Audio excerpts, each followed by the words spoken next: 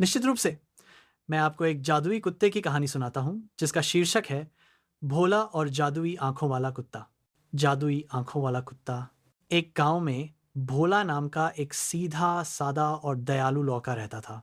वो बहुत गरीब था, लेकिन दूसरों की मदद करने में हमेशा आगे रहता था।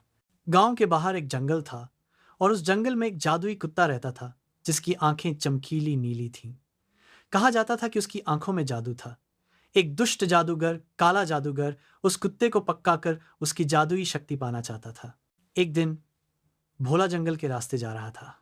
तभी उसे झांझियों में घायल अवस्था में वह जादुई कुत्ता मिला। कुत्ते की आंखों में डर और दर्द था।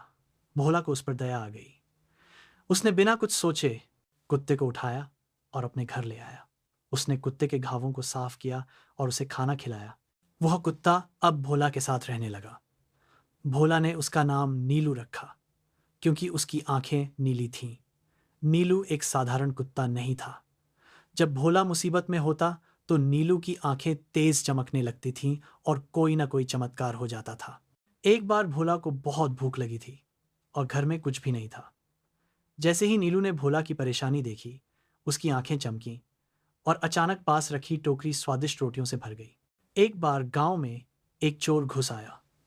नीलू की आंखों की चमक से चोर अचानक हवा में लटक गया और तब तक लटका रहा जब तक गांव वालों ने उसे पक नहीं लिया।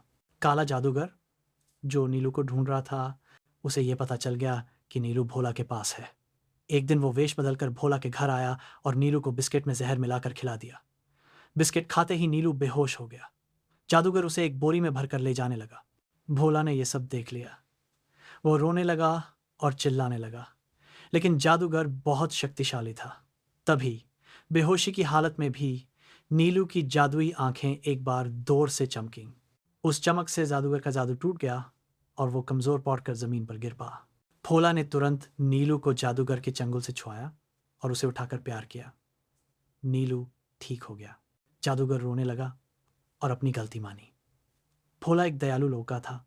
उसने जादूगर को माफ कर दिया, लेकिन उसे वादा लेना पड़ा कि वो भविष्य में कभी किसी को परेशान नहीं करेगा। नीलू ने भोला को ढेर सारे सोने के सिक्के दिए और कहा कि अब उसे अपनी जादुई दुनिया में लौटना होगा। भोला बहुत दुखी हुआ, लेकिन उसने नीलू को खुशी खुशी विदा किया। भोला ने उन सिक्कों का उपयोग किया, अपनी गरीबी दूर की और गांव में सबकी मदद की। उसने हमेशा याद रखा कि दयालुता ही सबसे बड़ा जादू है, जिसके कारण उसे जादुई दोस्त नीलू मिला था।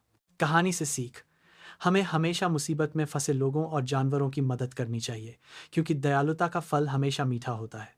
क्या आप कोई अन्य कुत्ते की कहानी, जैसे वफादार कुत्ते की कहानी, जानना चाहेंगे?